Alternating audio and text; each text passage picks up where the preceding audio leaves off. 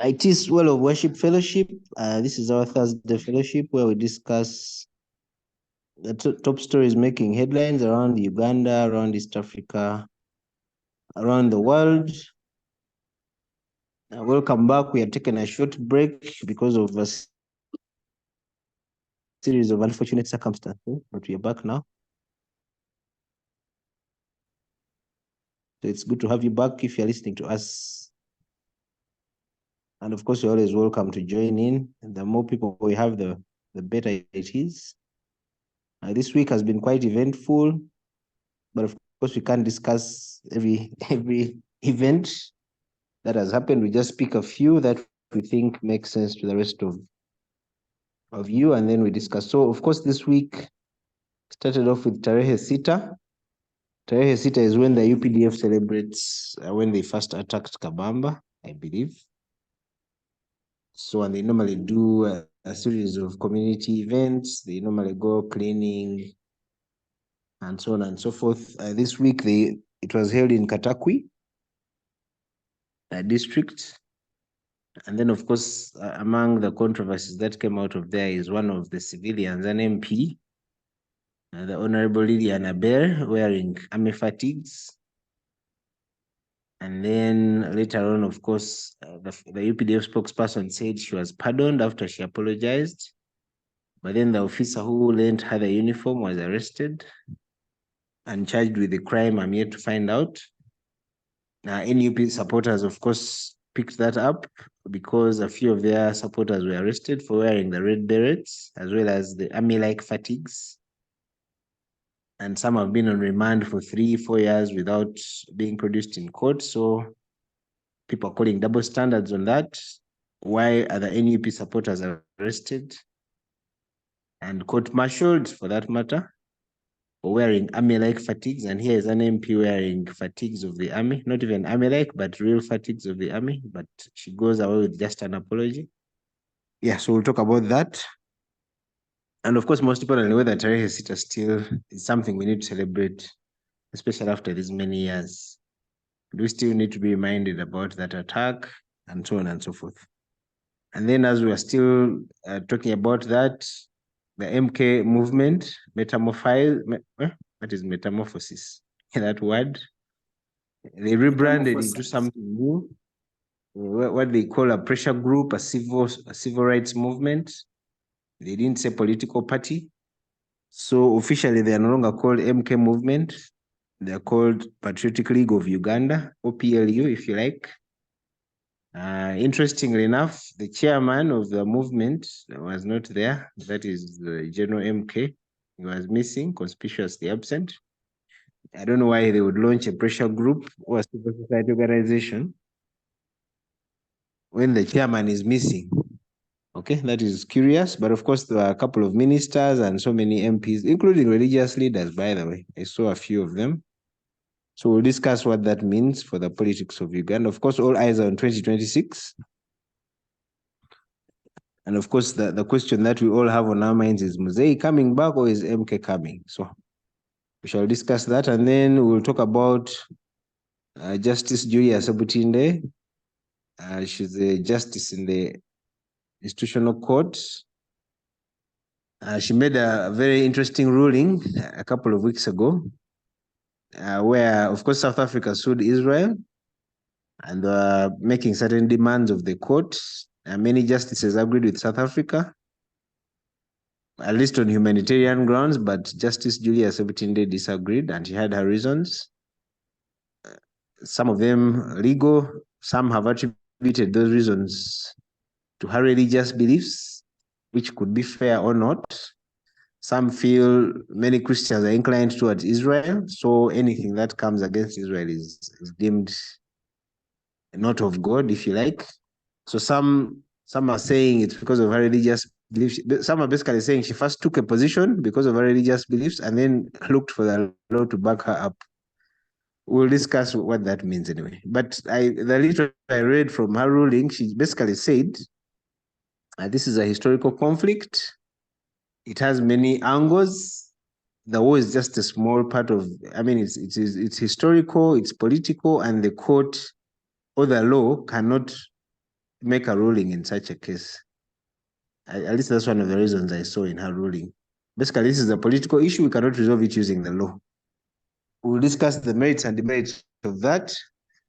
And then, if time allows, we shall talk about Kasaija, who said he's tired of borrowing. And then, ironically, the day after, he went and signed a loan.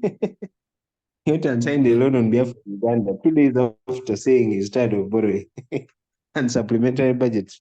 Yeah. And then, of course, the main thing we're going to discuss today is education in Uganda.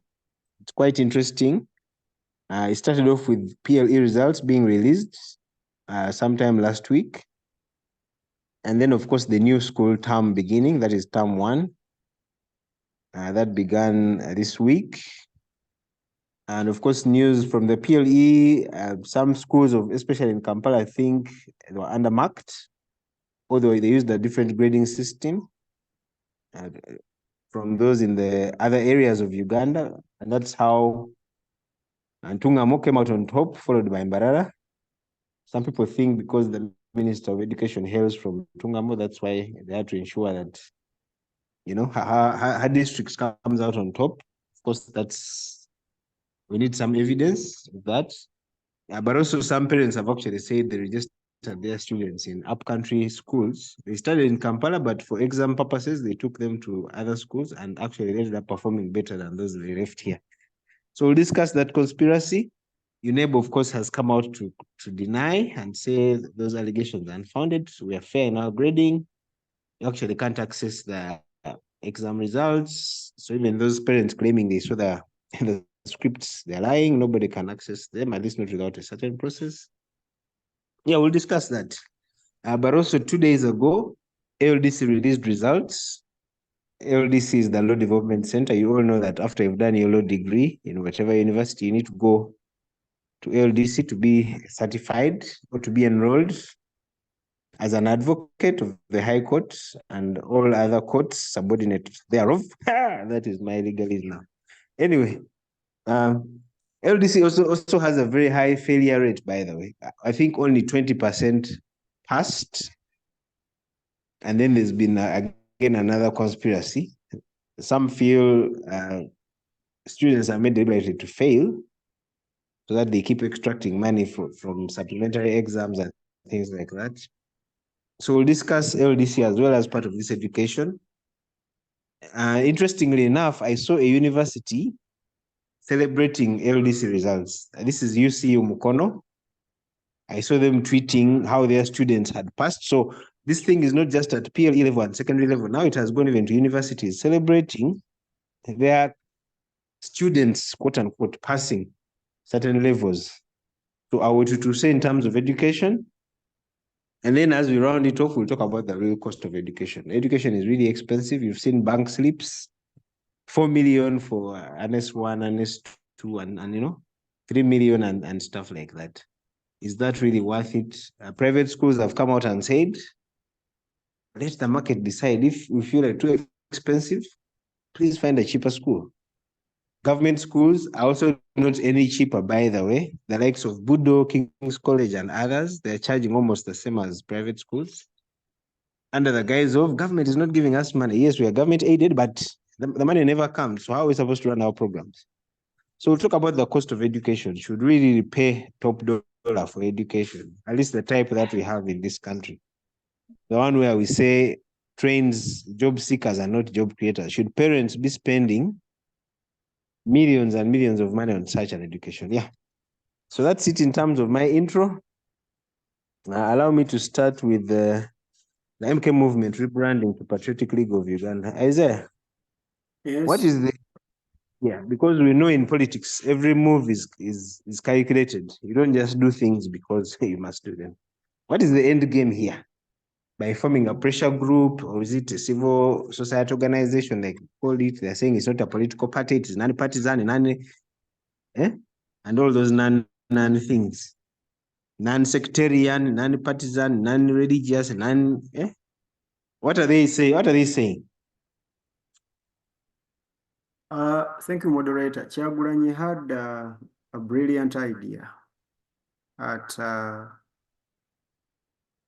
at his inception and his birth, when he launched something known as People Power.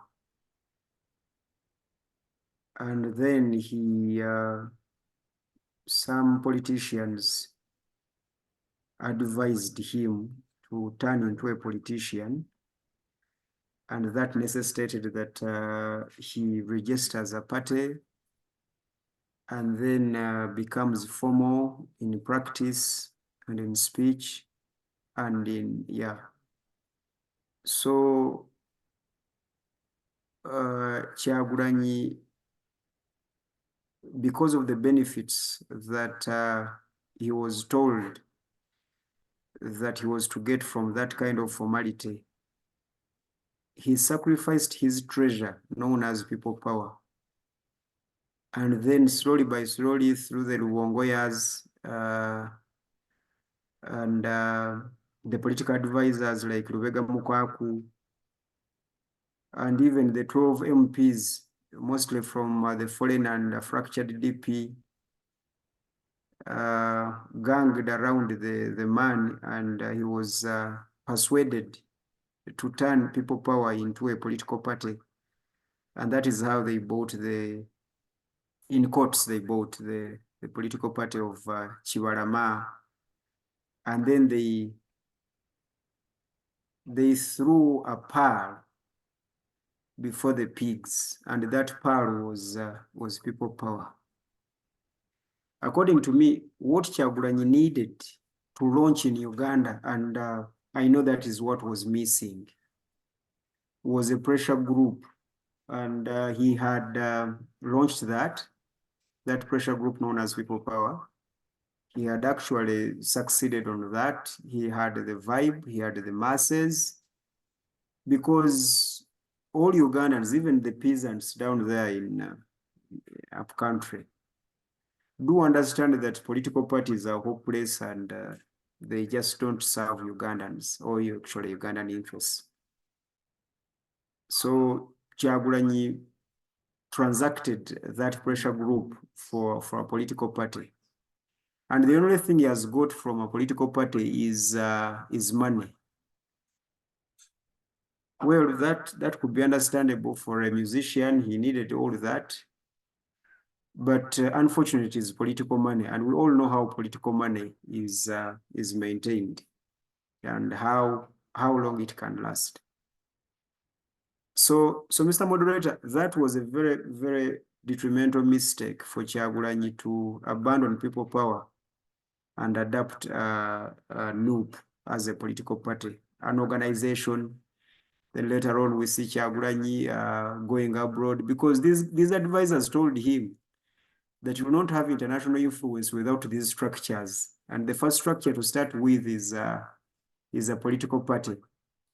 But I can assure you, all people in this meeting and those who are listening, that Kyagulanyi would have made more impact in a pressure group known as People Power than he has made in a structure known as NUP, National Unity Platform.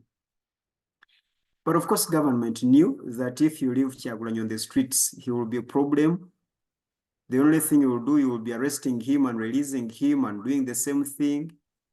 The worst that can ever happen to him is accidentally or intentionally killing him, which that would lead to riots of these masses, etc., etc. So I think Kyagulanyi was mistaken in that sense, because I'll give you an example of the cult of Raila in Kenya. Raila maintained the streets before he joined these structures. And the peculiarity on Raila is that even when he goes into those structures, he maintains the streets. He acts like a street boy. He's not conventional. But when Kyagulanyi cut off his hair, started putting on suits, he lost it. He just lost it then. He would have maintained a musician with his dreads, you know, sometimes even smoking his thing in public. In that manner, he would have modeled a representative of the peasants of Omuntu wa wansi. But when he became conventional, etc., before he had actually even built his stronghold, because his stronghold was Buganda, and Buganda is a little bit shaky. And when he approached that his constituency, Buganda region, there were Kuth Baganda, the Mpugas, and many more of that sort. They made that Lubega Segona and the Luchiko of the Buganda kingdom. They ill-advised him to become a little bit Kuth because they were not willing for Buganda to be represented by a Ganja man. But by doing that, they were making a mistake. Eventually, the boy abandoned his people power thing and then launched the political party. Now, why have I given you this background? Because I am guessing this is what the government is trying to do. What Kyagulanyi lost is what they want to give to Muhoozi. And it might be very dramatic that, of course, President Museveni will stand. But when he stands, I think they have already arranged who will be arresting General Muhoozi, Kainerugaba, where he will be arrested. The General Muhoozi Kainerugaba is going to be the people power, the new people power. He's going to be fighting the NRM because they want to get rid of the NRM. They want to get rid of the structures. They are going to get rid of the figures in NRM. And for them to do that, they need to brand General Kainerugaba. He has to come to the streets, be appreciated by the people. And for him to be appreciated by the people, he has to be fighting the government. Because Ugandans will follow anything and anyone that is against the government. That is why they voted 60 MPs in parliament, of which 70% of those 60 MPs do not even deserve to be LOC3s. But they were voted into in the context of Wolaba Umbrella Wotikinga. So Ugandans are willing to follow anything. And I can assure you, Kyagulanyi should abandon the party and go back to people power and find General Kainerugaba, and they fight on those streets. Then Ugandans will choose who actually is representative of them, iTiS. Because for now, you cannot say that Kyagulanyi is different from Kainerugaba. No, they are both rich. Okay, they are both well off. They are all protected. So how different are they? They are not different. So they want a pressure group, of course, because they know the most appealing thing to Uganda now is it is a pressure group, not a political party. Not a political party. These political parties, President Museveni has frustrated them. They are no longer working, etc. And even NUP actually is going to die because the battles have begun in Buganda. Masaka is angry with the principal, and if Masaka is angry with the principal, then you cannot rely on Mityana and other regions. So to me, that's what I think, Mr. Moderator.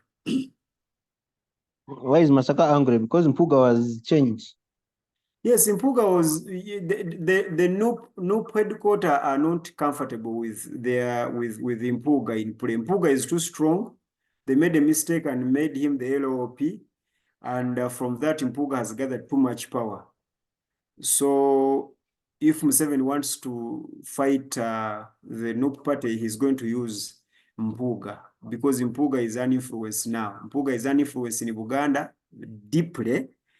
Then Mpuga is an influence in the NRM sect.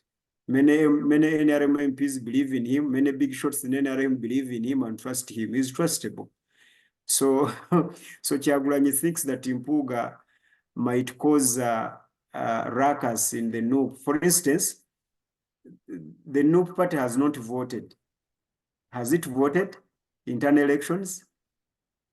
No. So what if they come up and say tugende mu kalulu twagala kulonda bukulembeze bwa kibiina, and then Mpuga stands against Kyagulanyi in the party.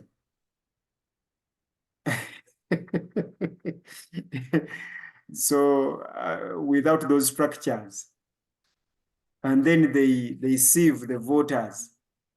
Of course, every sensible person will vote Mpuga against Kyagulanyi. So Kyagulanyi needs to get rid of Mpuga as early and as soon as possible, which is going to be very difficult because Masaka is the base of NUP, and and Mpuga is the owner of Masaka. So you need to get rid of him as soon as possible. Okay, thank you. Thankfully, we've been joined by a few NUP supporters here. Or at least Kyagulanyi apologists, as they say. So they'll tell us what they think about the new PLU. Peter, let me start with you. Can you hear us? I just wanted to make one comment, if possible. Sorry, Bob, you go ahead. I just wanted to make a comment to Isaiah. Isaiah, I think Isaiah's submission in regards to Mpuga and Co undermines the fact of the politics in Uganda. Tewali muntu nanyini chitundu, as long as the people naddala bannayuganda bakulaga nti weekulubisa ku government, your popularity ceases to matter. Njadde mbaga kukubawo example ya Haji alagidde, you know, Haji used to own Kampala, naye abantu lwe bamutebuka nti Haji ono alya mu lulime ne mu luzise, the issue of Haji alagidde was no longer applicable. So as we know, politics of Uganda is rotating around, always rotates, which is a bad thing. It's always, I wish it was the way Isaiah wants to depict it. Nti abantu abategeera tebasobola kulonda Kyagulanyi ne balekawo Mpuga. But you know, look at the again, Go government, almost 70% of the people who are MPs who are on the NUP ticket who are not even wanted to stand for LC3. So you can see the cream of people who are within the team, but also the fact that now NUP, like any other party, NRM is on Museveni, blah blah. It's an individual. It's been built on Kyagulanyi. Okay, so if any of these young people, is seen to be against the principle, it will be very difficult for them to send. Era Mpuga mu magezi ge gonna buli kyayogera omulaba tasitaina wrong thing kyasobola kwogera ku Kyagulanyi, era agira yeekulubisiza ne bano bagundi bonna ani ono Abedi Bwanika agenda n'akeyekalakala naye olugiro genda okulya ng'akolayo Kyagulanyi a principle waffe. So they know where the power lies, and they know they don't have power without the power itself. So this is the problem with our political parties. They are all built around individuals. So individual yabeera asalawo buli kimu. So for Mpuga to survive, he still has to lean with the principle. Otherwise, abantu bajjamu nga bwe bava mu Haji alagidde. I just wanted to make that quick submission. Okay. Thank you, Bob. Peter, are you there?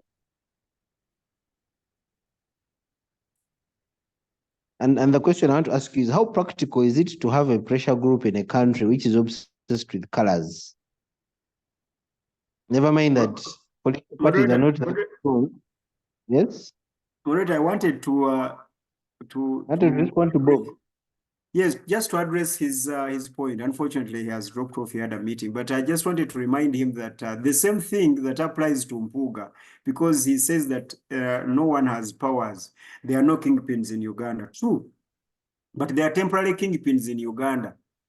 So if he says that there are no kingpins in Uganda, then he cannot again say, it is a contradiction to again say that the power lies with Kyagulanyi. Because what can happen to Mpuga can as well happen to the principal, Mr. Kyagulanyi. So no one has absolute powers in Uganda. I think we should establish that, because there was a time here when you needed Besigye for everything, but we don't know where Kyagulanyi came from. We don't know, and we can now see the power of FDC and how it is. So it is important, and Kyagulanyi really understands, because if Kyagulanyi didn't understand the power of Mpuuga, he wouldn't have started fighting him in Masaka with through his elder brother Nyanzi, the chairman of Kunga in Nup. So why are they doing that if he has the power?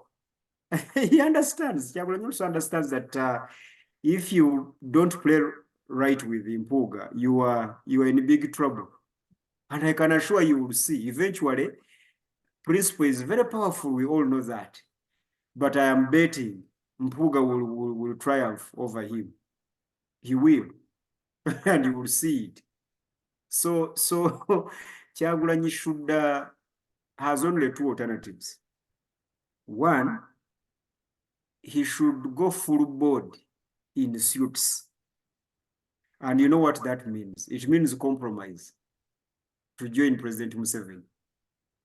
Or because he will not have the opportunities that Besigye has had. Besigye has the wife internally and globally. Besigye has history with the leaders of this country.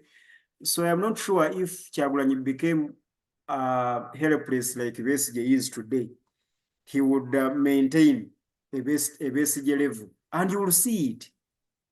So he has that. Then the other that he has, Kyagulanyi should abandon these conventional parties and go back to people power and go back to the streets and change even the dress code.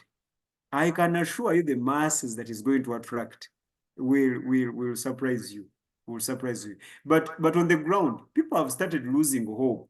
There is propaganda going on, and people also watching.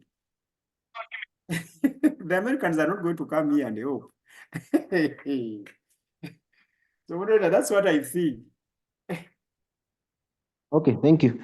It seems like Peter can't talk. Tom, do you want to talk about the metamorphosis of MK movement to PLU, Patriotic League of Uganda? That's where we're at. And of course, my question was whether you can survive in this politics of ours with just an amorphous movement and not a political party with colors and symbols and things like that.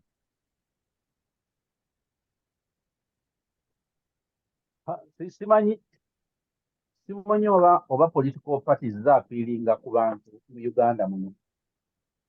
Sikirabayo. Yadde ng'abantu abayivu abagezi baagala ebintu bitambulire ku allegiance ya political allegiance eri political parties and organizations. Uganda nga bwefaanana nga omusisi wa Chapati alina stake mu governance, ani amufuga, omuvuzi wa bodaboda atasobola kwefuga ku kkubo ng'avuga bodaboda, atasobola na kumanya nti bw'anaayisiza awabi bodaboda ejja mukuba ekigo, emmotoka emulinnya kutuleko okugulu linnya omutwe. Abantu abafaanana batyo eggwanga lyaffe bwetyo bwe tufaanana. Kati abafaanana batyo be baditamininga okuyita mu kalulu. Soogera ka president, njogera ku kana akaba MPs n'abalala, okuyita mu kalulu nti abantu abo omuno yagenda okutufuga. Entegeera endowooza ne state y'abantu abasalawo ani atufuga beebo benkugambye, abatasobola bo bennyini beeremereddwa. Kati okusuubira abantu abafaanana batyo okusiikinga tu political parties, ndowooza nti kyabwewuusa, kyabwebafu. So ono muhoozi abantu baapiiringa tu okweyubula bwatyo, enjala ebaluma bayala. Omuntu omuyala kasita wabaawo emmere esobola okumukozesa kyonna kyonna, alina emmere kyasazeewo okumukozesa. Muhoozi alina emmere. So nze ndowooza nti tekyewuunyisa Muhoozi bw'afuuka president. kubanga abantu abalinga ba boda boda abo tebakoma bukomi mu boda boda mokka na kusika chapa na kusindika bigaali ne mu magye mwebali ne mu SFC mwebali ne mu State House mwebali so tekyewuunyisa seo neyanza seo moderator Dale sebo tuyanza nnyo omwogezi wa Kyagulanyi. Peter, twogera ku kweyubula kwa MK movement okufuuka abantu bakola ebintu ebakola. People do what they do.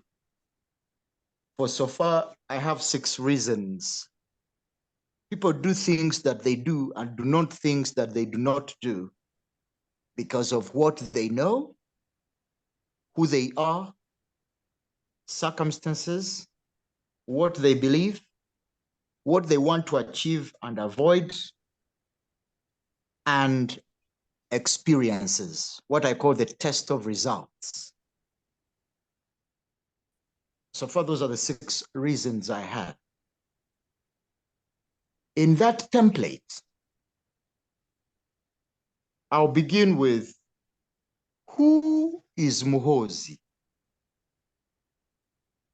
Muhoozi Kainerugaba is a first son of the sitting president of Uganda, His Excellency Yoweri Kaguta Museveni, who's been leading this country for the last 40 years, a rebel by nature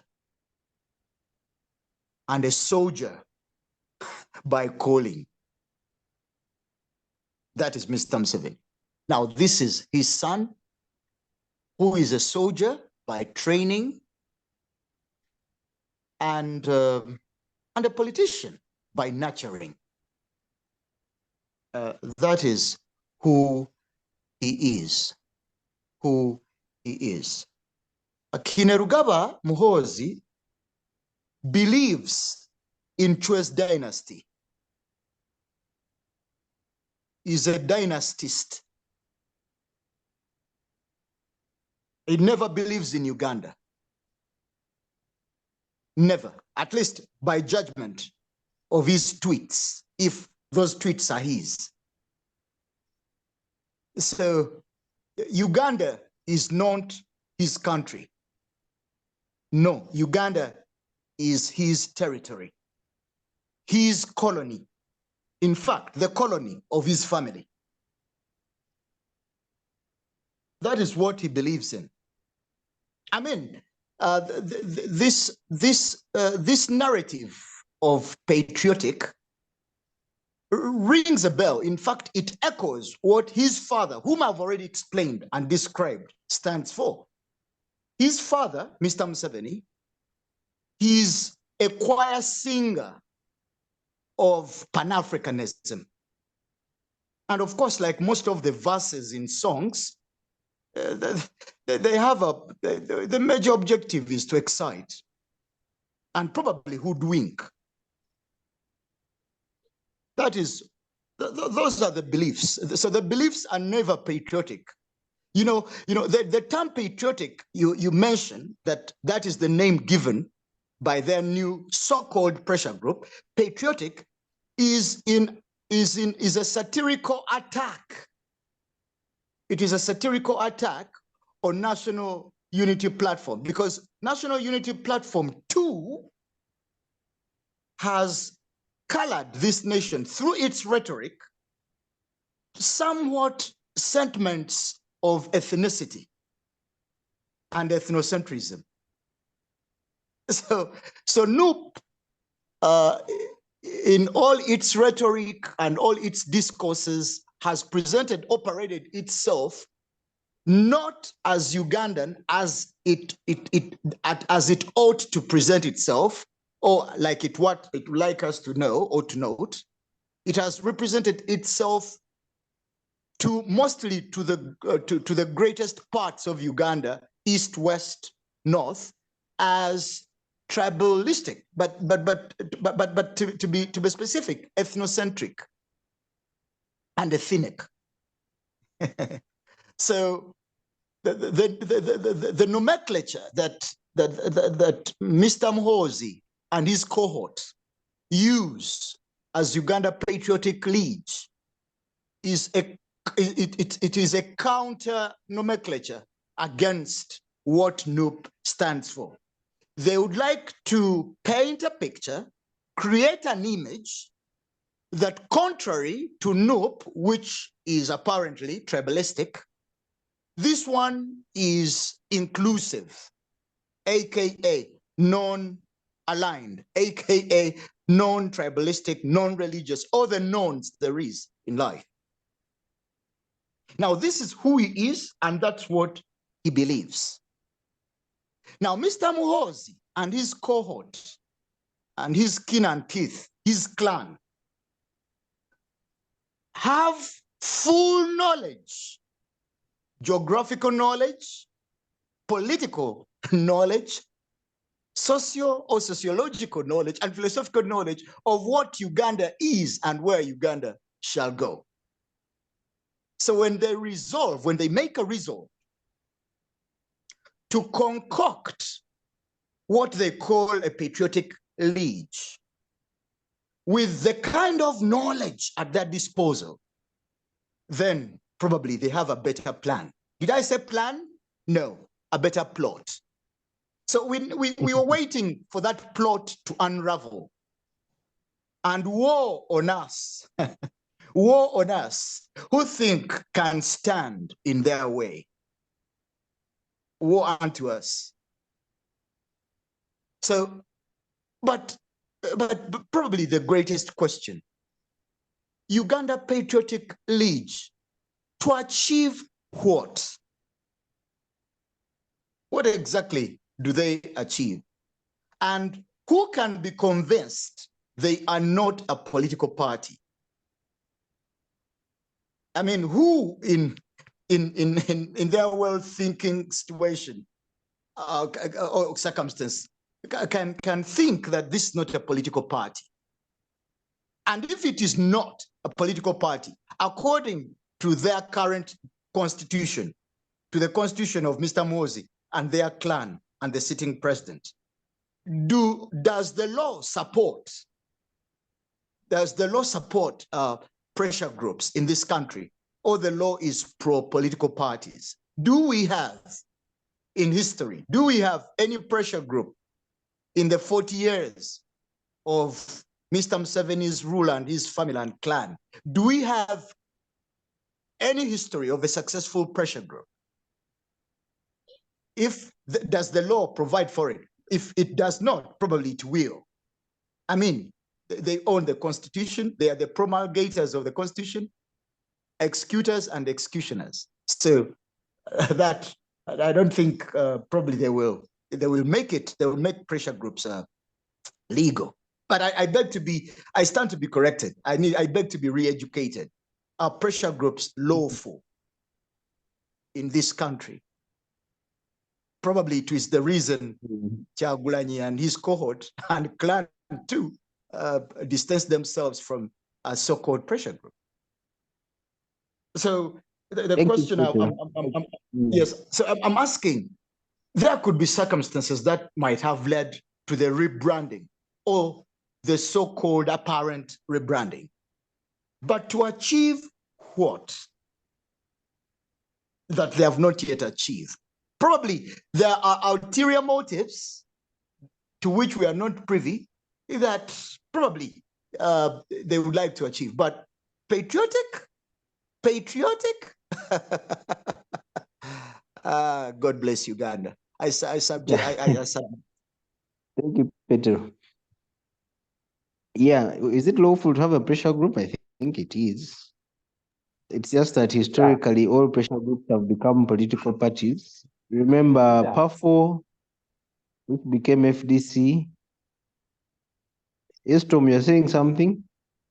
I was reacting to Peter's statement that God bless Uganda as he has blessed Uganda with Museveni and Muhoozi. Hello, leader.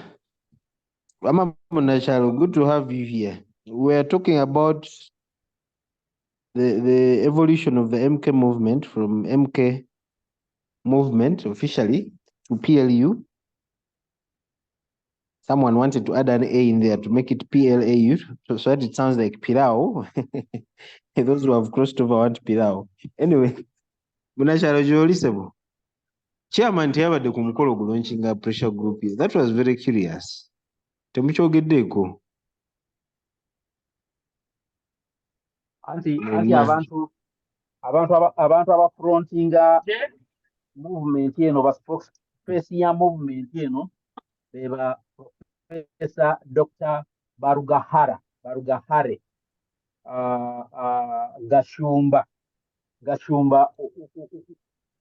Umurundi abafaanana ngaabo beba frontinga gundi eno kati oli bw'atabaayo ndowooza alina by'alengera naye so nga naba abeetaaga abakozesa.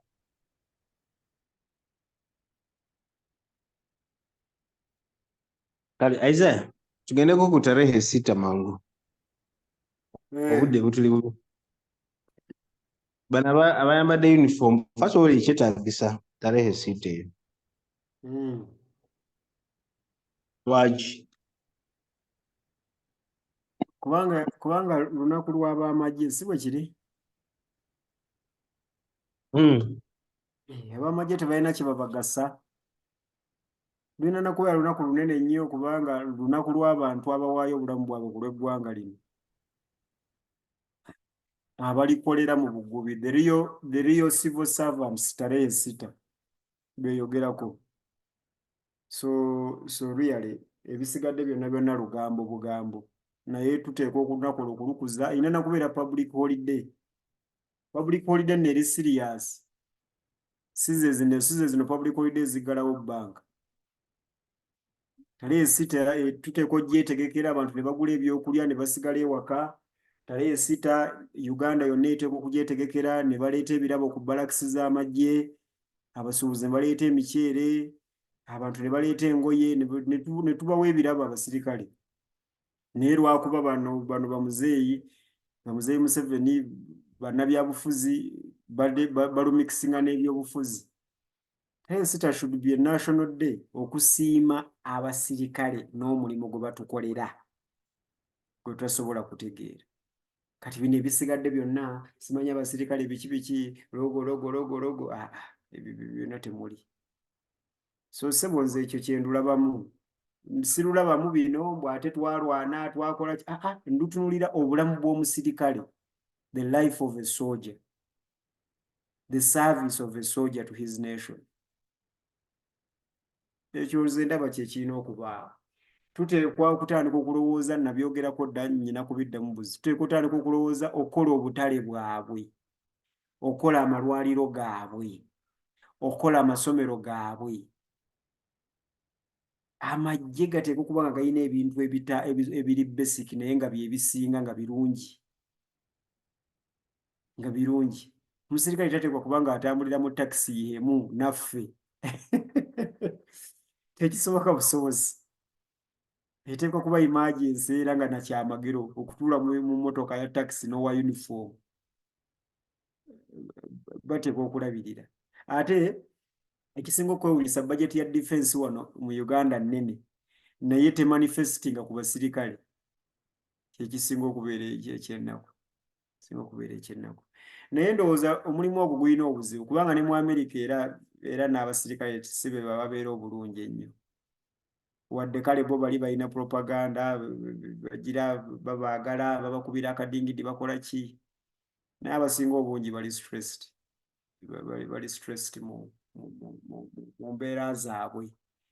Ate abasinga obungi bayitaalinga tebannaba na kukaddiwana nnyo, ne badda mu bantu ne bakola ki. So ndowooza nti omulimu gw'ekisirikale guteekwa okuweebwa ekitiibwa. Mu nsi zonna si mu Uganda yokka kubanga mulimu muzibu nnyo, mulimu gwa kwewaayo nga bw'okiwulira. Gulinga gwa busumba. Ngamba obusumba obwa ddala, sigamba bino ebyammwe eby'abasuubuzi. Neyanza moderator. Toyanza sebo. Sorry, I dropped off internet yange yekyanze. Tom, Tarehe Sita. Waliyo MP ayambadde uniform y'amagye? n'agamba omusore ne bamusonyiwa n'addayo ewuwe. Abamwe babakuba obukongovule ne babugyamu. Tandikirawo. Manyi abalunzi bano abatufuga bwe batunuulira balaba nti actually ente za muwendo okusinga ffe abatali nte. Wakati MP bw'agenda ekyankwanzi bambala yunifoomu z'amagye eza training eyo ekyankwanzi era beekubya ebifaananyi bakola ki bambala I think full combat eyo n'enkofiira ebeerako nga y'amagye teri yabibomboola. Kati MP bw'aba nga yadoninze ekyambalo ky'amagye ekyebuuzibwa ekisooka yakiggyeewa kubanga amagye okuvaayo okugamba MP oyo yeetonde era naye ne yeetonda amagye ne gakkiriza ng'amagye gavunaana bannayuganda abatalina kirala kyakukola wabula okwambala obugoye obumyufu ng'amagye gakwata abantu abo ne gabasiba emyaka abamu n'okufa ne bafa lwakakofiira kamyufu akeefaananyiza bbereeti y'amagye. Ndowooza kyabwewuusa kya bunanfuusi amagye okuvaayo okudimandinga MP ono okwetonda era MP bwe yeetonda n'amagye ne gagamba nti tukkiriza okwetonda kwe. Amagye abantu aboogera ebyo mu magye baba balowooza nti bwe tubeerako obwoya n'enviiri tuli mbuzi. Nze bwe ndowooza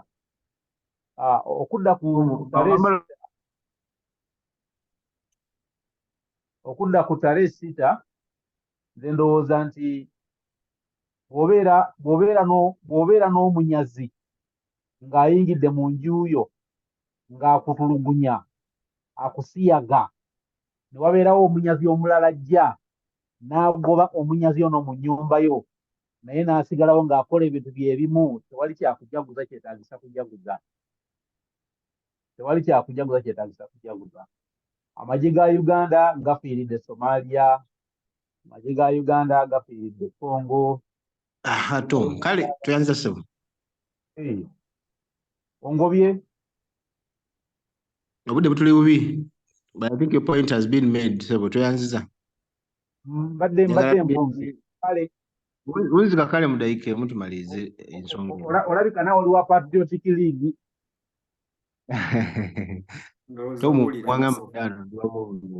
Awo nawo obudde bugenza baye bw'obagoba omugoba n'agenda oza banaaterera abo. Njagala tugende ku byenjigiriza. Petero, njagala kutandika naawe ku nsonga eno. Petero, teekako microphone yo. Ensonga za PLE mu intro yange nabagambye PLE ebibuuzo byafuluma results zaakomawo last week. Abazadde abawaayo success card ez'ebimuli ezirimu ssente ne babula tebatulaga ku status poll oba lwaki. Naye waliwo abagamba mu birimu olukwe olw'okufiiringa abali e Kampala. Ab'omukyalo bayite. Ensonga lwaki Ntungamo was the best performing district. Ekyo kimu kiri awo.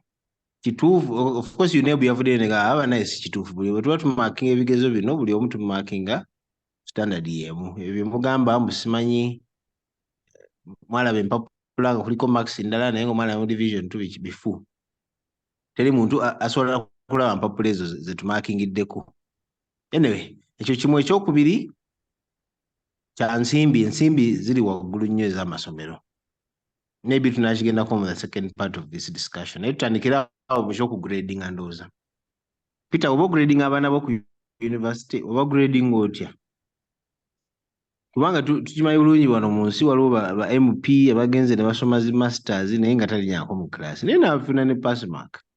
Waliwo eddiini emu yalina nga abasumba basomanga in service nga tebabisobola naye ne bawa pass mark ne bayitawo. Mu education mukikola mu Peter, kantandike naawe. Kakati mu sisitimu erabira abalungi oba abamanyi ng'ebamanyira ku kugezesebwa mu bigezo ekola ebintu bino wammanga esetinga ebigezo bwe tuba kati nga ku university okusinziira ku course outline eweebweddwa n'asetinga ebigezo okusinziira ku nsonga esobola okubeeza ennyingiko n'emu ku zo okusinziira nga bw'abadde asomesezza oba bw'ayigiriza.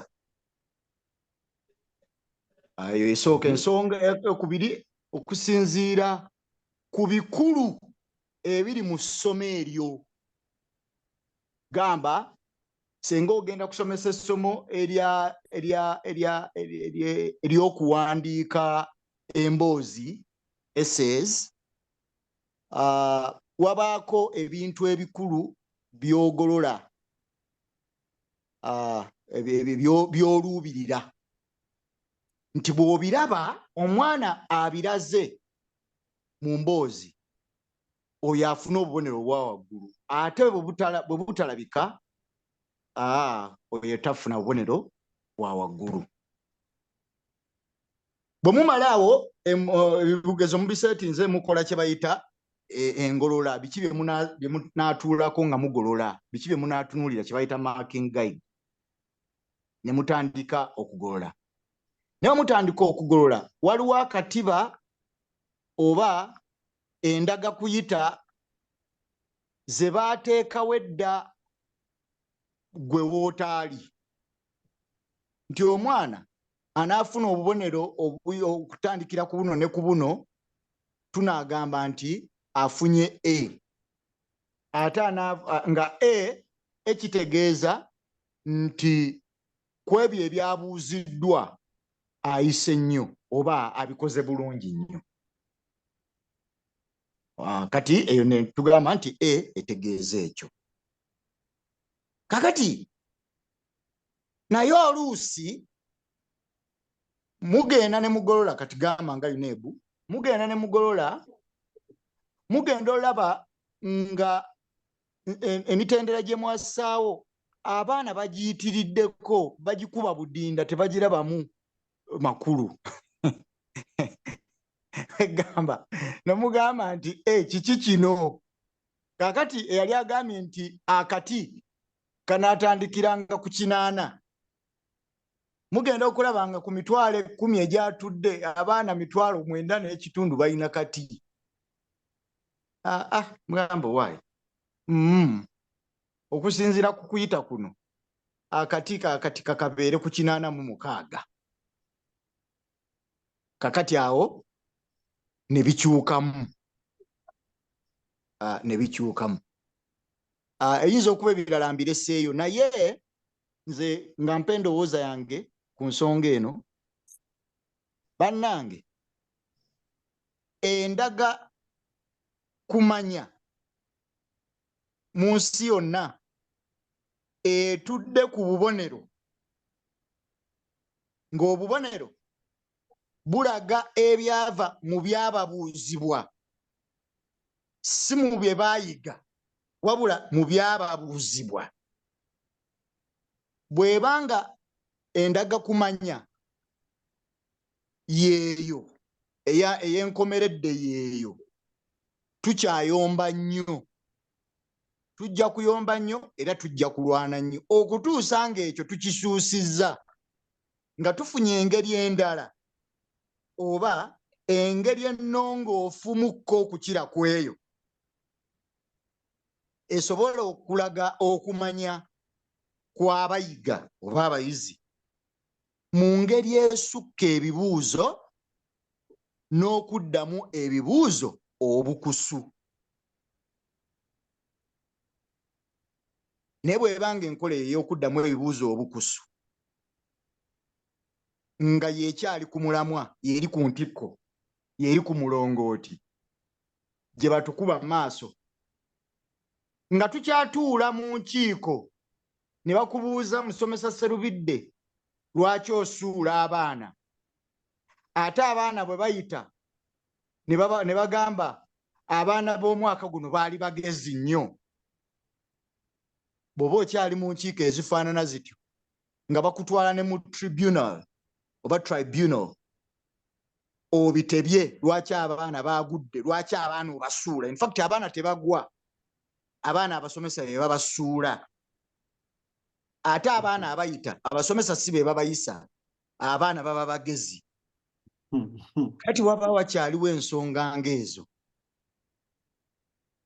abaana bajja bakyawaayo nnyo emibiri gyabwe n'abazadde bakyawaayo nnyo emibiri gyabwe ng'olaba abazadde nga tulina kalikulamu empya egezaako kukakkanya obubonero eraga nti okusoma abaana bonna ow'ebuddo kyasoma n'owekabera maido yakyasoma tukyalina abazadde abagenda mu kusaba n'okusiiba bafune ekifo mu ssomero mwami muwozi Kaine Rugaba gye yasomera olevo oba ne esmaaka abazadde nga bali wano basaba basiiba n'ekimu ekikumi tebakyakiwa kati bawa 5 bya 10 mukama abayambe bafune ekifo esmaaka ebuddo namugongo era mukama kukakananga abawadde waliwo essomero erimu lyesijja kwatuukiriza mannya munnange bwe bamaze omuwa ekifo no babadde tebannakimuwa ekyemu yasoose mulambuza n'amugamba olaba essomero eryo olaba ekizimbe ekyo tuli mu kuzimba main hall eno ye risiiti y'okuzimba eyo tebeera ku fees tebeerako walala wonna wabula osayininga emitwalo 2 kwotandikira kakati awo ne mulyoka mu discussing okufuna ekifo owulidde naye nga lwaki omuzadde atuuka eyo yonna kubanga amannya g'amasomero gano tegali ku ebyo bye gakola mu kuyigiriza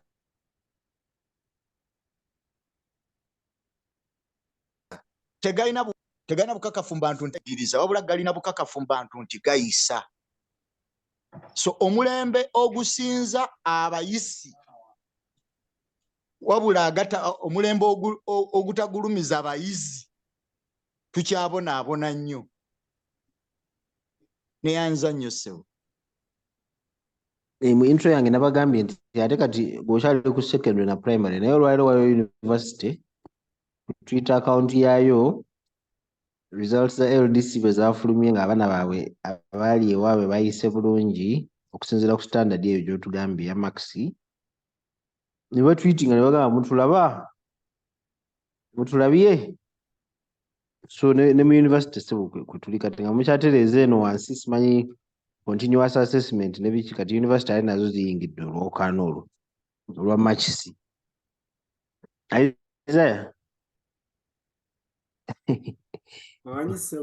ensi efaanana bwetyo ogiyamba otya bannange nga maxi z'omuntu zezisalawo oba mugezi oba si mugezi ng'amasomero of course agayisa okuyisa meaning nga babeera mu mawulire be bakyajinga ne fees eziwerako ebyo bitereezo otya sincerely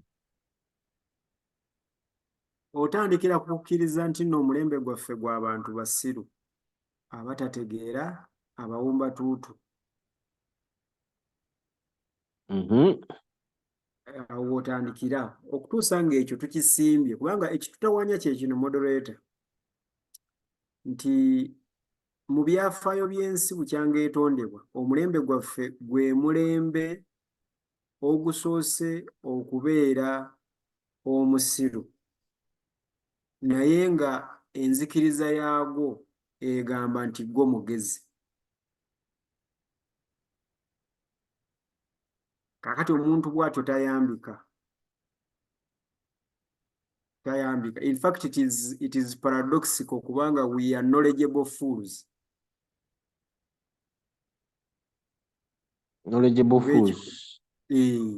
kati kyekizibu kyaffe kyokka teri kirala ekyo mwekyo ekizibu ekyo Mutesa talumbye nnyo mwekyo ekizibu ekyo Mutesa talina byalumbye mwekyo ekizibu ekyo mwemuva ebizibu byaffe ebirala byonna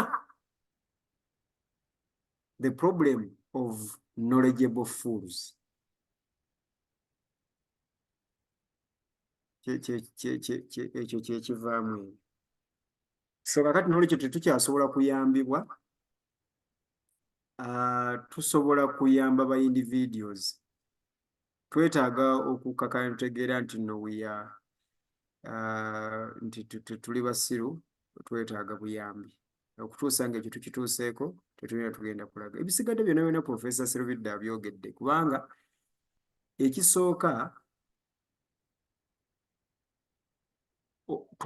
okusoma tusoma biki?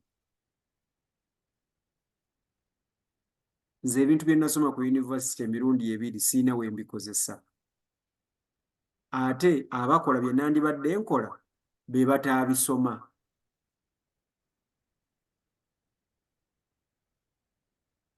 Ekyo mukiwulidde ekyo?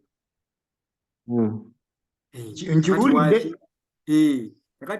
Bw'oba ng'oli mu nsi ng'abantu bakola era bagaggawalidde mu bintu bye wasoma nga bo tebaabisoma. Ebintu bibiri ebiteekwa okukolebwa. Gw'olina okuddayo ku university n'okwata abaakusomesa n'obakuba mu kkomera ne bakuddiza ssente zo naye ne bakusasula n'obudde bw'omala ku university. Interest. Nga mulimu ne interest. Oba mukulu. Professor Oseka naye muganda yange nze mbabuulira. Bino ebintu bikulu nnyo. Anti kaakati ekintu omusajja kye yamala emyaka 4 kati nze diguli yange esooka nagisomera emyaka 4 eyawukana n'ey'abalala. Omusajja akusomesa emyaka 4 ozze mu marketplace ng'abasajja bakola ebintu gwe bye wagenda okusoma. Kugamba nga gwe tebakuwa na mukisa. Nga gwe bw'otandika okwogera okuleeta obutereevu bye wasoma nga bagamba ono ye mukyamu. Kati ekisooka olina kuddayo ku university n'okwata university n'ekusasula ssente zo naye nga bali munda mu kkomera. Ne bakusasula ssente za school za tuition, ne bakusasula ssente z'obudde, ne bakuteramu n'amagoba.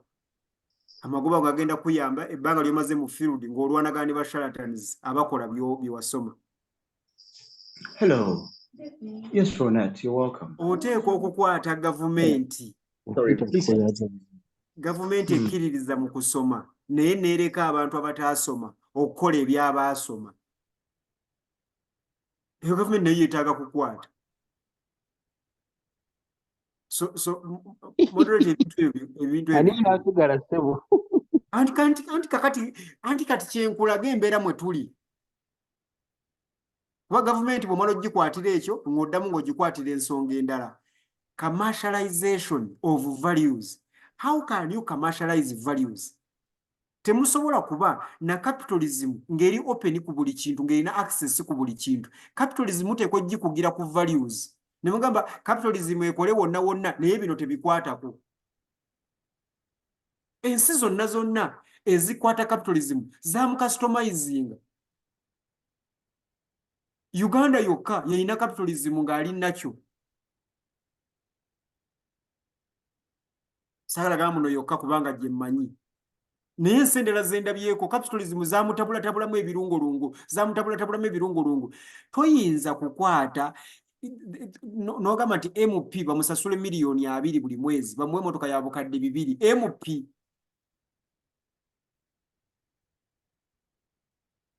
MP kakati n'ogamba nti omuntu munnayuganda akkirizibwa okutandika bizinensi y'essomero. Ekigambo ekyo mukiwulidde? Business naye nga yasomero.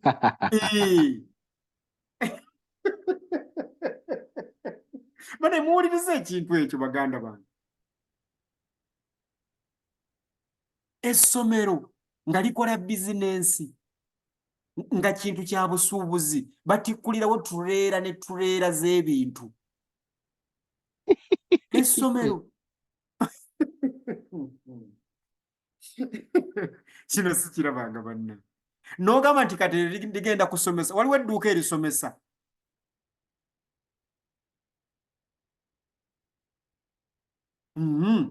N'omala n'ogamba abazadde nti omwana okusoma ayina kuyita.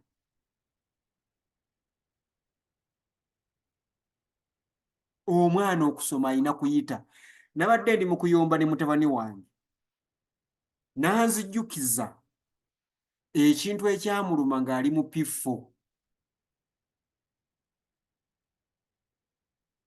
Nangamba okimanyi daddy waliwo we nali mu P4 n'entoba nali nwana n'ebintu nga sibitegeera n'entoba nabeera wa 5 n'endeeta ripooti n'engikuwa we nagikwasa wagamba bo divine bannange oyina omuzanyi nze maama wange ate ddala kituufu nakimugamba ne mugamba nti divine oyina omuzanyi nze maama wange yankubanga emiggo ne mulaga n'enkovu njirina yankubanga emiggo mpaka we navangamu omusaayi nga mbadde wa 3. Nze primary yange yonna saabeerako wa 4. Ekibi kye nali mbadde mu primary yange nabeera wa 3 naye ng'ekyokusatu kya miggo era nabeeranga wa 3 ne bannangira ku ssomero ne ntandikirawo kaaba nga kye ŋŋendako nkimanyi. Kati ono omukazi yankubanga emiggo nga tamanyi na kuwandiika linnya lye naye ye baamugamba omwana we alina kukulembera. Okuyita bannange okuyita bikwataganira wano okutegeera.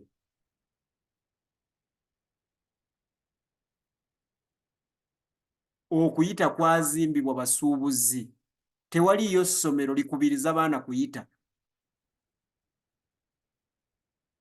Ng'essomero liri mu kusomesa neribera nga likubiriza baana kuyita. Lirina kukubiriza kuyiga. Lirina kukubiriza kuyiga na kutegeera. Kati kyekizibu kye tulina mu marketplace abantu balina diguli naye nga tebazifaanana bayita buyisi. N'engeri gye bayitamu ze ziri miliyoni 3 z'osasula eza school fees. Ku miliyoni 3 ze bakusabiriza school fees oba miliyoni 4 ze bakusabiriza school fees kuliko emiliyoni emu ekinene ennyo ng'ekwata ku kisulo ng'ekwata ku ssomero. Kuliko emiliyoni emu mu emitwalo 3 za nannyini ssomero. Kuliko emiliyoni endala za wa UNEB. Kuliko emiliyoni endala yono agenda okujja okukebera essomero. Kati mulemega nti abantu babaseera tebabaseera. Waliwo ategedde kye ŋŋambye? Tuli mu busuubuzi anti busuubuzi nga bw'ogenda okugula essaati negamba nti owa konteyina ansaba bwe ziti landiroodi ansaba bwe ziti ne gundi asaba bwe ziti essaati ya mitwalo 8 therefore zezo school fees ze mulaba kubanga gw'oyagala abaana bo bayite naye bagenda kuyita batya baserubidde abamaakinga eri waggulu ku UNEB baagala akakadde kati ye nannyini ssomero akajjewa neyanza moderator.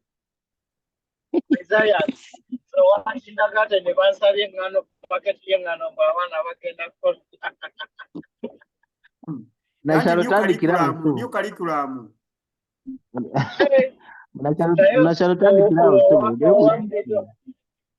Asemerera omuzindaalo munnakyalo. Sisobola kwawukanako naawe. Fenna kituli buti obuzibu twateeka bizinesi. Omuzindaalo gwe musajja gwe. Ebigere bye tuwulira. Kyeŋŋamba nti saawukanako nnyo n'abo abava waggulu. Eggwanga lyayonooneka we twateeka bizinesi mu buli kintu. Okusoma eddwaliro waliwo abatandika amalwaliro bizinesi ng'oli talina yadde passion y'okujjanjaba oba talina intention y'okukola kintu kyonna ekyefaananyiriza ky'akoze but because waliwo eyamusomedde era alina ne connection nti yeetaagisa miliyoni 2 license agimuwa mu nnaku 3.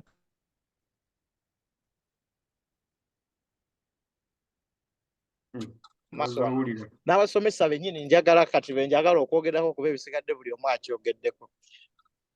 Bano ba Petero naawe n'otulugunya omwana olw'okubanga ayagala okutikkirwa. Just waliwo example ya mukwano gwange. Omwana teyatikkiddwe Makerere kubanga tebakkiriziganya nani na profesa, ebintu byagaana, ebintu ebirimu ntemera nkutemere, corruption eyingidde buli wamu, kwegamba bintu bingi. So ndowooza tewali kyanjawulo kisukka. Thank you. Okay. Bob, osobola okwogera?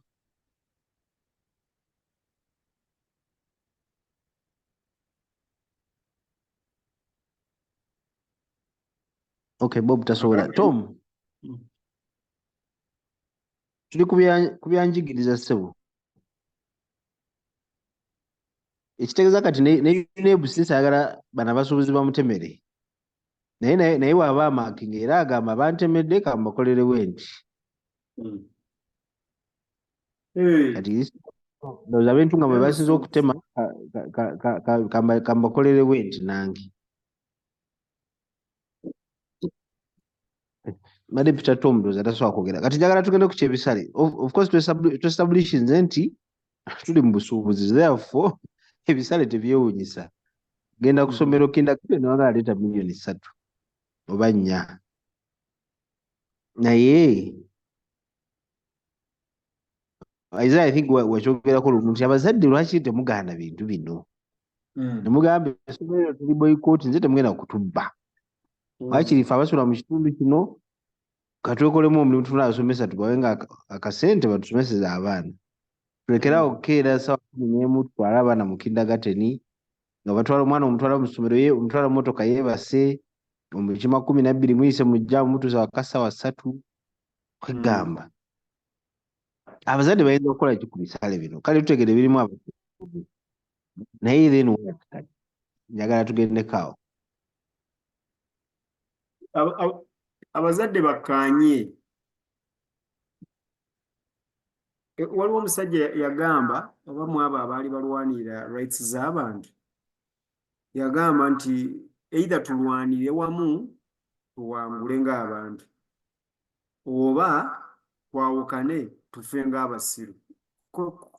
Quotation eyo simanyi ngezezaako kitwanze. Kakati problem eri kufa abazadde yeeno nti tetulwanira wamu. Ye problem yokka. Kakati n'olwekyo tufa ng'abasiru. Bali ba knowledgeable fools be nabagambye. Kubanga bakusaba uniform emitwalo 6, uniform yokka. Noga nti naye bannange uniform omwana agenda kwambala ki? Kati akuli mugongo muzadde muno n'agamba mzee isoko oveeyo nze nnyina gye ndaga. Njagala peya 2. Vaayo gye ndaga nnyina gye ndaga. Kati noono naye omusomesa naye n'afuna amaanyi n'agamba mzee leka tusooke tukole ku ono ngenda kukwasa oli omusomesa agira akunnyonnyola. Naye ono muzadde ayagala peya 2. Ategedde ono omusajja kyabadde agamba muzadde munne. Kubanga the stupidity in Uganda, sagala kwogera nsi ndala, egamba nti abantu abalina ssente bagenda kubeera nazo mpaka lwe balifa n'abaana bwe bajja kubeera nazo. Is that so? Nope. Kakati gwe lwaki olowooza nti ekiri ku muzadde munno olwaleero ekya tekijja kuba ku ggwe? What happened to the philosophies of Uganda? Abaganda balina philosophy egamba bwe ekiri atabaala. Kyekirya neyasigadde ewaka. Kakati gwe lwaki olowooza nti ekindidde nze yakusoose mu layini ndi mu kukaayana ku uniform? Why don't you boycott? Abazadde bonna bagambe tetugenda kugula uniform ya mitwalo 6. Thank you very much, mweraba. Ne wabeerawo mass exodus ng'abazadde bafuluma. Lwaki bafuluma? Baganye uniform ya mitwalo 6. naye Isaya, ebintu byenjigiriza biringa bintu bya ddiini.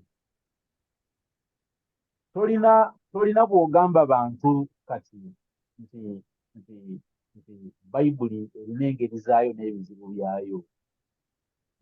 Kubanga abantu si bangi abalina obusobozi obukritikinga bwe ne bagamba nti I think this one kitegeeza kino tekyalibaddemu n'ebyenjigiriza nabyo obusobozi obukritikinga ebyenjigiriza n'okugaana obusobozi obwo abantu abayiiya ebyenjigiriza nga bwe biri kati babutuggyako era gwe bogezaako okugamba abazadde banno nti tujje abaana wano tetugenda kuza 60,000 za rimu za mpapula.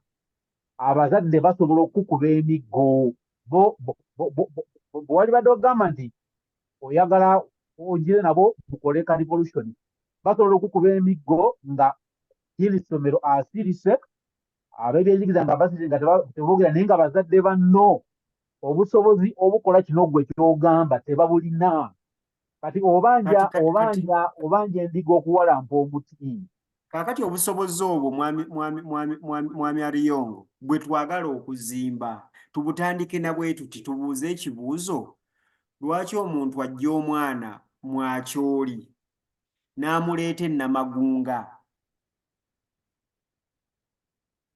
batule yange wedde nako lwaki omuntu ajja omwana mwakyoli n'amuleeta Namagunga kubanga bamugamba ekyo kyekireeta obuzibu ekyo kubanga ekireeta obuzibu kyekino nti essomero liri awo tewaliwo nakakiiko kasobola kujja kabuuze nti mukola biki ak'okukyala essomero kwe liri tewali na bukulembeze eno ye problem ku kyemugamba omuntu bw'atandika okutunda enjaga ku kyalo tebamunoonya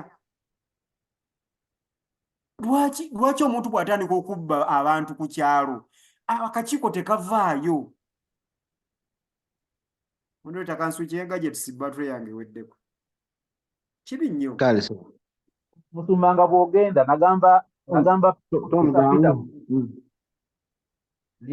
nina abaana babiri abali mu myaka ebiri kati.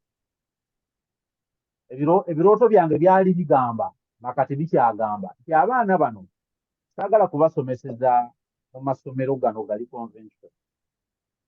Wakiri mbateekemu akasente naye mbasomeseza awaka bagende bakole bukozi P7 naye Peter bwe nali nnyimya naye yasirika teyanziramu naye nga kwesi yange yali nti Peter ono wabyanjigiriza alina asobola okukolayo design y'engeri y'okuyigiriza abaana bano bw'afuna abazadde nga 50 abalina abaana mukulu balino omulimu guba tegutandise ogwa side hustle naye Peter yasirika asirika naye ng'asobeddwa engeri y'okukitandika first of all kintu kipya kintu kiri alien okukkirizibwa obukkirizibwa ekizibu so nange nendaba nga nange nkikize dead end so ebyenjigiriza ndoza tugume bugumi mu byenjigiriza bino God is not involved nga Peterson bw'atera okugamba.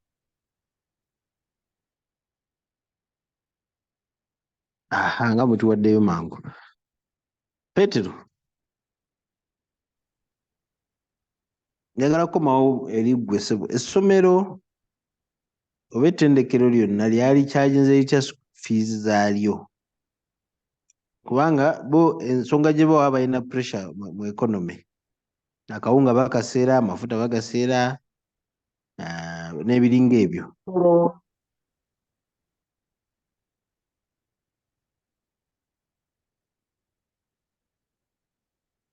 Petero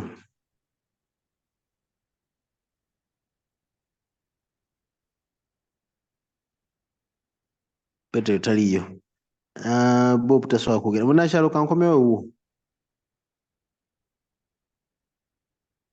kubanga amasomero tegali mu economy mwe tuli ensonga gye bawa eri economic akawunga the most expensive part about a school okuliisa omwana tamu namba n'emisaala gy'abasomesa abasinga bwe bagamba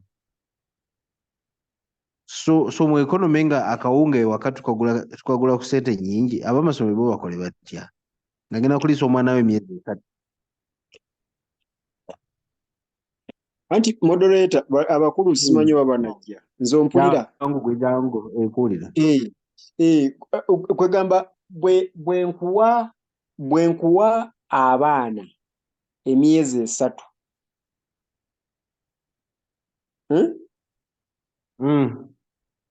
Oyinza otya okunsaba bye banaalya? Lwaki abaana abo emyezi 3 tebalima bye banaalya?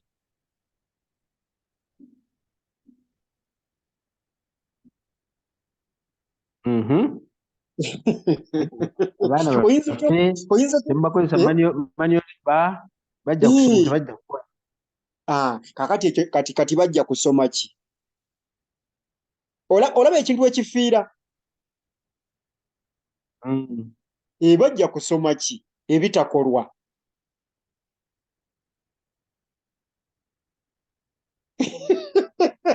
Bane mulaba obuzibu bwe tulimu. Essomero ligamba erisomesa abantu obulamu likugamba nti tebajja kukola, kati bajja kusoma ki?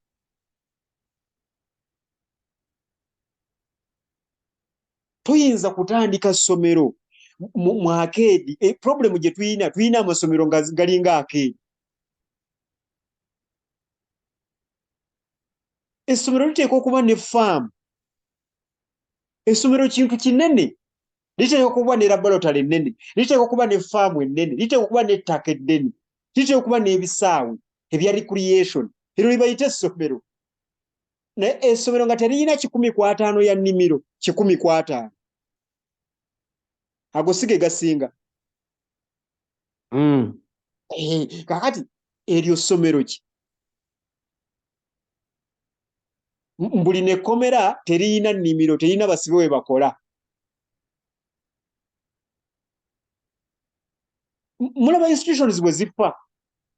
Gano amasomero gonna geetaaga kuggala kubanga si masomero, maduuka. Era ogalaba nga gali muzikalina, gali mu akeedi.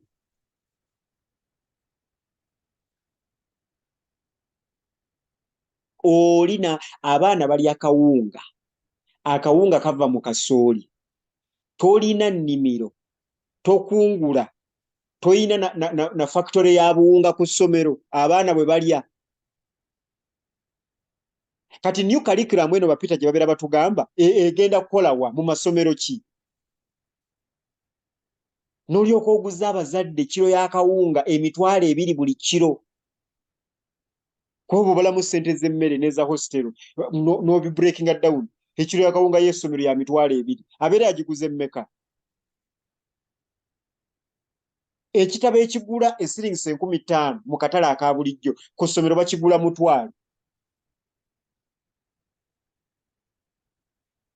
Kiri kye munyonyola ng'omwana yazze kusoma teyazze kukola. Kati naleeso kati yazze kusoma ki?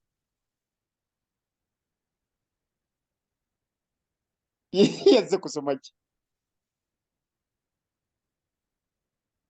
So moderator, kubanga kakati bwe muba tuweereza nga bawuumudde, lwaki ffe tetugamba omwana yazze kuwummula teyazze kukola? Naffe bwe tuba twogera, kubanga era kati naffe abazadde twatandika okwogera ng'essomero, abaana bakyalina kye bakola. Manya ava mu kisula akooye kasooka wumulemu tunaabiraba. Weebale nnyo. Kati yakooye eki nga nere gye twamutwala teyazze kukola, yali agenze kusoma naye naakomyewo mbw ate awummudde. Kati awummudde ki? Awummudde misomo. Omuntu awummula okuyiga. Banange n'ensi yeetaaga kubalekera banne. Musussizza obusiru.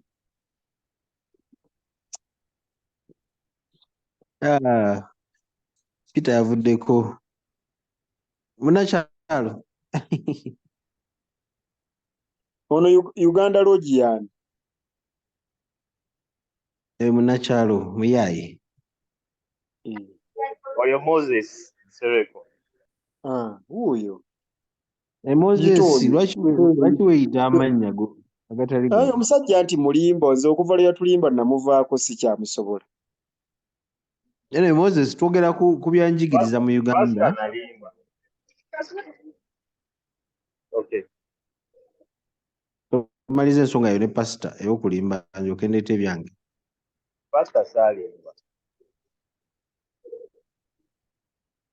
Wasuubiza by'otaatuukiriza Moses kye kikuyisa omulimba. Biba byonna.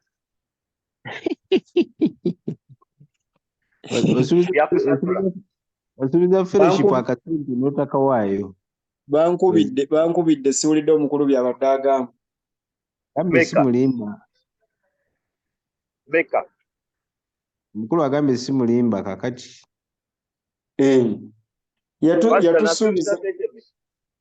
Watusuubiza oba emitwalo emeka buli mwezi oba n'otusuubizaayo 10 tetwaziraba naye ebyo tubiveeko geega amasomero gaffe. Pastor, nasuubiza what would Jesus do? Naye what would Jesus do twamuvaako tulinganga batakyamukola nezigwamu amaanyi pastor.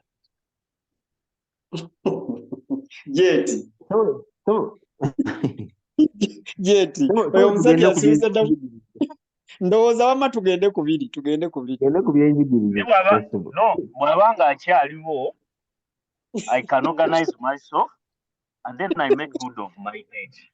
Sebo tubuulire ku byenjigiriza. Tubuulire ku byenjigiriza sebo. Tubuulire ku byenjigiriza. Naye Sereko nedda. Bw'ogamba what would Jesus do? Yesu kiki kye yavaako?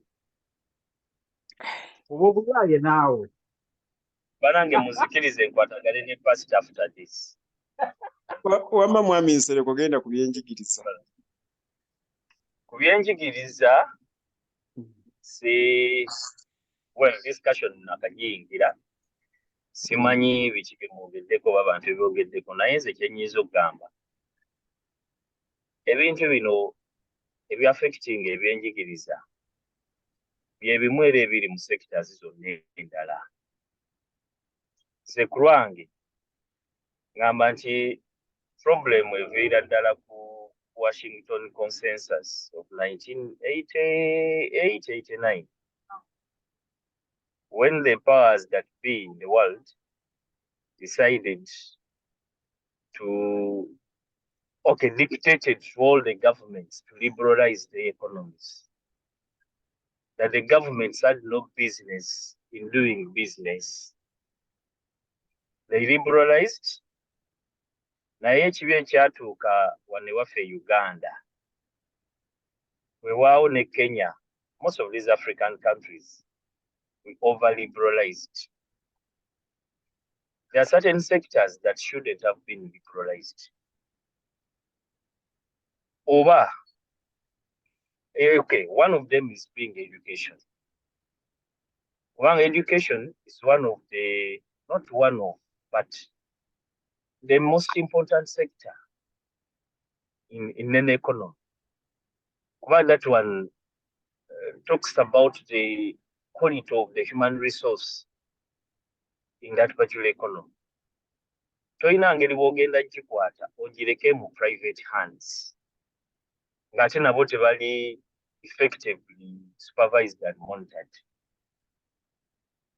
Ebizibu byonna bye tulaba nti tulina amasomero agali mu arcade, amasomero agali ku 2 It's because of that.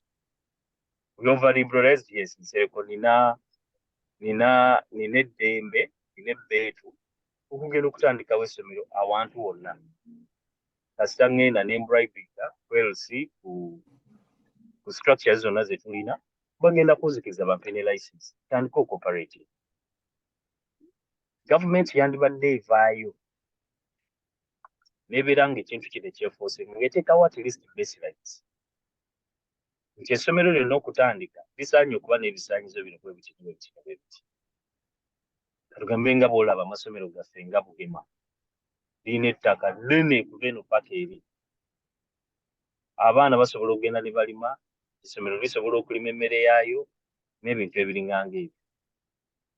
Naye buli bw'oleka the private players okujja ne beesalirawo ne bakola buli kintu kyonna, then human capital beera ogise. Y'ensonga era lwaki olaba ffe bannayuganda abasinga obungi, we are not competitive outside the boundaries of Uganda. Tujogera muno mu Uganda, ono alina PhD, ono alina biki, ono alina biki. Naye nga teriyo muntu n'omu asobola kuvaayo ku representinga bulungi Uganda. Naddala ku quality eno oba ffe abasomye during the Museveni's era. Abantu bokka abakiikiriddeko Uganda international level be baba pre-Museveni's era. Kubanga ebintu ebyo byalinga byenforcingibwa. Twali tulina, I mean, Bote One and all those other presidents. Bali bacha benefiting from the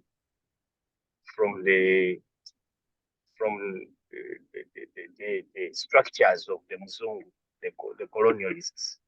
So lwaki kakati tulaba Julius Sebutinde bamuelectings okutuuka abantu abo basomera during the period nga wetwalina streamlined structures mu education.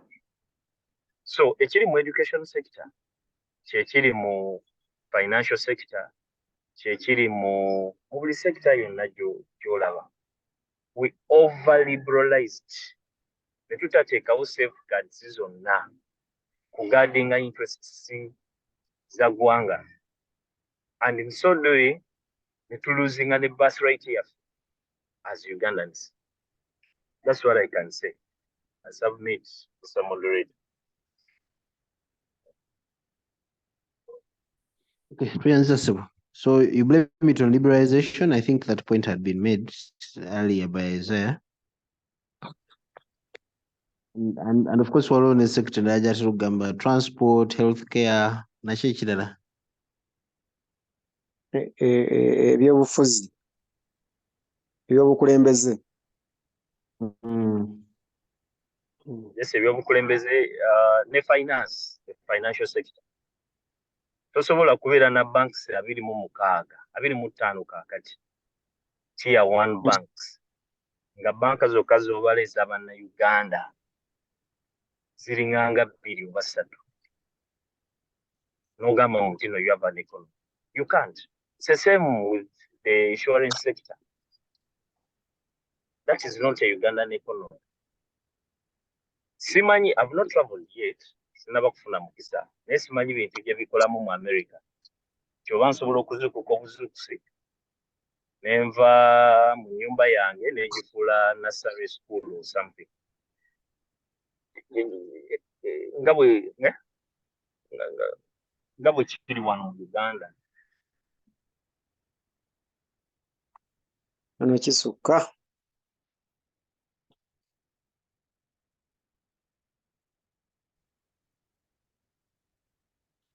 We n'okola muto wange yatutte omwana we mu kisulo wa kindergarten, talinyaako musulo naye baamutadde mu kisulo wa myaka oba 3 oba 4, wa myaka ndowooza 3 baamutadde mu kisulo.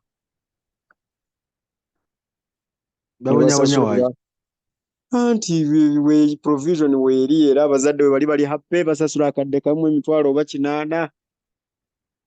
Omwana agenda kusoma ate bamubonyaabonya bamutwala kusoma. Bamututte mu kisulo. Nnyina taliiwo ali bweru n'ekitaawe ali busy. Omwana bamututte kusoma ate kubonaabona leka naawe jjeeti. Abazadde basomesa abaana. Bamutwale mu kisulo. Abazadde abataliiwo bamututte mu kisulo myaka 3. Naye alina jjajjaawe ne ku kyalo jjajjaawe kwali kuliko essomero. Bamusasudde, bagenze basasula akakadde kamu n'ekitundu naye nga abasomesa bangi b'osobola okuwa emitwalo 6. Najja n'amusomeseza ewaka. Ndi mukyamu. Tali mukyamu. Abasasudde kamu 8 omwana agende mu kisulo w'emyaka 3. Babalabirira bulungi, baana balya bulungi, beebaka bulungi, ebitanda byabwe n'obirabako. Ndowooza owulira knowledgeable fools.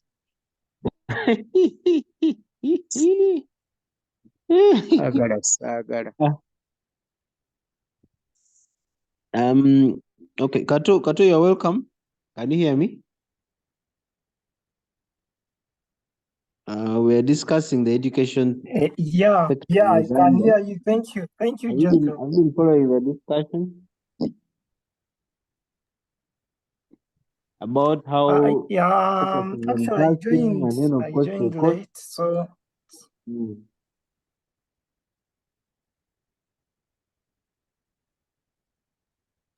Hello? Yes, hello? Yeah, I think I've been missing out on this. So I joined when this Uganda road was trying to argue out a point, was trying to communicate, and I'm listening. Okay, that's okay. Okay, so basically we are saying parents need to first of all style up, if I may use that word. Obuzibu buva kufa abazadde. Twagala abaana okuyita bafune first grade ezo ne tuziteeka ku TV ne mawulire. Kakati nabagambye ne mu university byatuuseyo kati UC ebadde celebrating abaana baayo okuyita LDC kwegamba really. Maybe kambuze na kino nga tumaliza. Lwaki LDC in a high failure rate? Has any of you looked into that? Because typically it's only 20% who pass LDC exams. Do you know why? Is it still a case of...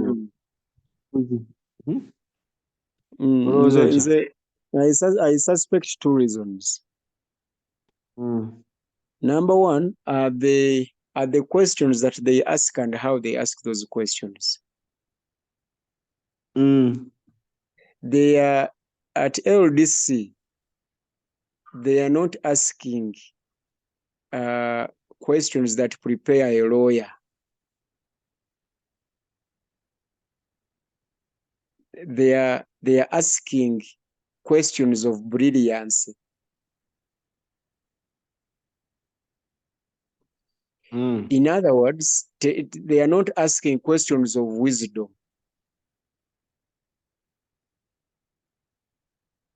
They are asking questions of a lawyer. In fact, LDC yandibadde ebuuza ebibuuzo ebiteekateeka omulamuzi. Tuli ffenna? Kubanga omulamuzi ateekwa okukola judgment ng'agikolera mu wisdom. Kati LDC yandibadde ebuuza ebibuuzo nga bya wisdom nga biteekateeka omulamuzi. Unfortunately, ebibuuzo bya LDC byo biteekateeka smart lawyer, brilliant lawyer.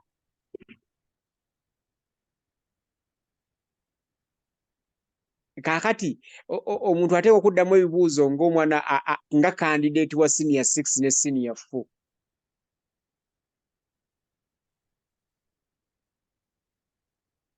Kakati awo osobola okufuna balooya naye ojja kulafuuba n'okufuna abalamuzi.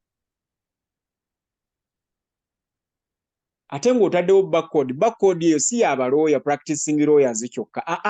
Oteekwa okugizimba nga ayisaawo n'agenda mu katale, experience egenda okumweyongerako, ogenda kuba ozimbye n'omulamuzi. Kubanga lawyer gw'oteekateeka awo agenda kuba ayimirira mu maaso ga mulamuzi. Era bw'obuuza abalamuzi experience ye bajja kugamba nti balooya ebintu bye bawoza mu courtroom bye bawoza bikwasa ensonyi. Naye ate nga bayita backcode. Kakati ekyo kye kisooka. Ekirala okuzimba entiisa. Bamanaginga numbers.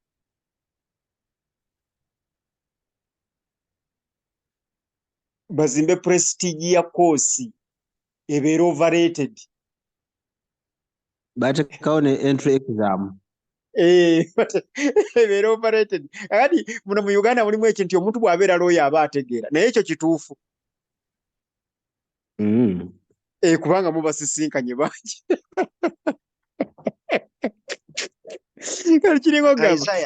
Isaiah, kankusalemu ekirimi mbagambe tulwadde tutunulidde ku balooya bokka naye ze nabagamba education system yonna eya Uganda buli kugenda mu buli profession. Abantu abafuluma ffenna abafuluma tuli ba Kiboggwe nange kanneeteekemu because when I moved to this place nendaba abaana engeri gye basoma ne bye twali tusoma eri kale yadde tetulina equipment naye era n'engeri gye babasomesa olabye ddala ng'eri bafulumya abantu ab'ekibogwe asomesa eb'ekibogwe kansomaawo byembeera njogera ne bagamba Isaiah ayina amalala.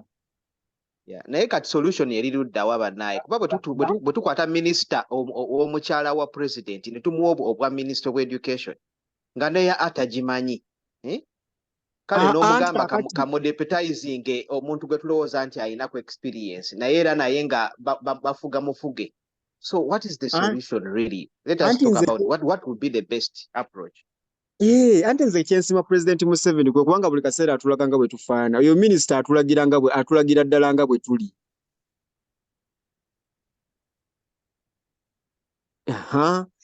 Kubanze njagala nnyo deductive argument. Bw'omaloga nti abantu bafuluma bonna tuli ba kibogwe. Twandibadde na Minister of Education atatufaanana. Hulidde. Now, kakati tuteekwa buteekwa okuddayo overhauling system ene y'education yonna. Bwe tuba tetukisobola fe abali wano kweno koolu tutandike okusalawo olukwe mu baana ba abasatu b'olina, mu baana ba abataano b'olina, mu baana ba ababiri b'olina, obeeko waakiri omwana omu gwe weesibako ye okumusomesa. Okumulaga nti bino bye wasomye mu kibiina byeyongerako bwe biti naye binnyonnyola bwe biti okusukka ku kibiina. Ekyo ndowooza nze kye twetaaga. Tewali omuntu agenda kutuyamba, taliyo. Sisitimu eno ey'obusuubuzi tesobola kutuyamba. Kati ye problem gye tulina. So abantu moderator okuddamu ekibuuzo kyo, ensonga yange ey'okubiri lwaki abantu bangi baggwa, they are mystifying. It is just a mystification. Bateekako obwebindu kwero DC. Kati omuntu ava kwero DC aveeyo kwegamba ng'alina entiisa naye ng'omutwe mukalu, naye ng'entiisa bagizimbye. That's just mystification. Nti nakyo kya busuubuzi. Kati eyo mystification yeeyo tegenda kutugasa. Kubanga bali abasajja bagamba omwana afuluma ne degree ya IT nga ne computer tamanyi giteekako. Nga tamanyi giteekako. Naye kakati bali abasajja bazuuka bagamba mbuziro tuzitadde mu Alving Universities ne bagamba muno Harvard. Barack Obama bwe yakwata akazindalo bw'ati. Bannawulira Harvard. Bannange bwe yakakwata bw'ati. Ekyo tekitegeeza muno mu Harvard teriyo basiru. N'omu ku batabani ba Bush yasomera Harvard. Naye kye tugamba wateekwa okubaawo ebintu ebivaayo. Kati wano mu Uganda abaasomera Makerere mututiisatiisa. Naye bannange nsisinkanya abantu abaasomera Makerere. Nze ndi Weebugema. Ng'ennaku enkwata bukwasi. Wateekwa okuba wano yunivasite egamba nedda ono omwana tajja kufuluma wano. Naye eggwanga ne libeera nga teririnawo wadde essomero. Naye anti omanye ekizibu ekiriwo. Napostezeko mu chat nti ebigezo bibbibwa, nti abantu abagenda mu institutions ebigezo baba babbye bibbe, n'obwe babeera mu institutions ezo era babba bubbi. Kakati awo nayo problem. Ebyo byange moderator. Okay.